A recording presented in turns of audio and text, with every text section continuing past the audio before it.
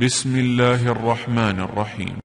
وعنده مفاتح الغيب لا يعلمها إلا هو ويعلم ما في البر والبحر وما تسقط من ورقة إلا يعلمها ولا حبة في ظلمات الأرض ولا رطب ولا يابس إلا في كتاب مبين.